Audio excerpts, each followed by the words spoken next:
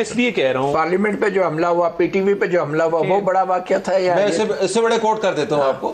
G H Q کے اوپر جو اٹیک ہوا تھا، اٹیک ہوا اے پی ایس پشاور میں جو اٹیک ہوا. طارق صاحب کی یہ بات سن کے کہ اس کا تعلق 9 مئی سے ہے، سائفر سے ہے، دیکھیں عام آدمی کو تو بیوقوف بنایا جا سکتا ہے، مگر جو عدالتوں میں روز کھڑے ہوتے ہیں، جو پارلیمنٹ روز کور کرتے ہیں، کم از کم ان کو تو یہ ریزن نہ بتائیں آپ.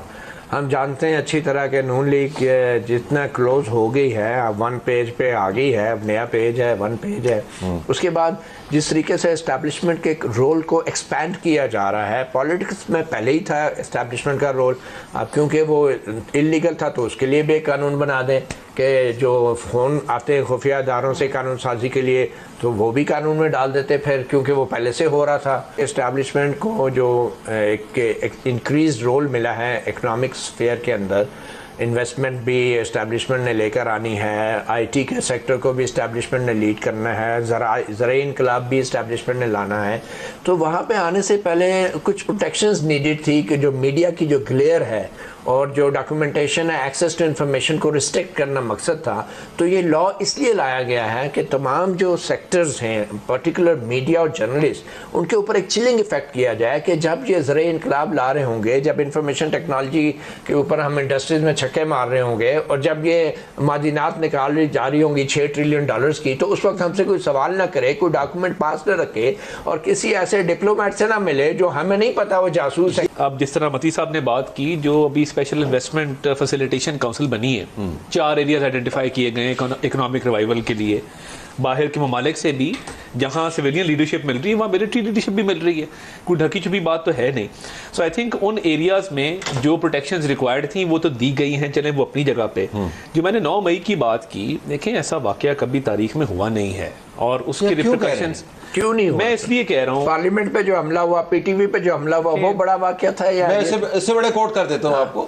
جی ایچ کیو کے اوپر جو اٹیک ہوا تھا، اٹیک ہوا اے پی ایس پشاور میں جو اٹیک ہوا. سوال یہ ہے کہ آپ کے ایف آئی اے کا ادارہ ہے، پولیس کا ادارہ، آپ انٹر سروسز انٹیلیجنس جو کہ عام فورسز کی پرائمری انٹیلیجنس ایجنسی ہے، جس نے افغانستان میں بھی جھنڈے گاڑے ہیں انٹرنیشنل، اب ان کو آپ نے یہ کام دے دیا کہ یہاں گھروں میں اور گلی محلوں میں کی بات کر لیتے ہیں. جنرل رضوان والا جو ایشو تھا، اسپیوناج کی بات کر لیں، اور وہ آپ کے اندر سے نکلا نا، طاقت کا استعمال کریں گے، ڈاکومنٹس ریکور کریں گے. اب یہ کام رہ گیا ہے. جو جن 2 فوجی افسران کو سزا ہوئی تھی اسپیوناج پہ، وہ آپ کے سامنے ہے کیس نمبر 1. نمبر 2، کلبھوشن بھی پاکستان کے اندر سے پکڑا گیا. But they were punished when this law didn't exist. That's fine. Intelligence کا کام، But آپ اصرار کرنے کس کا دفاع کریں؟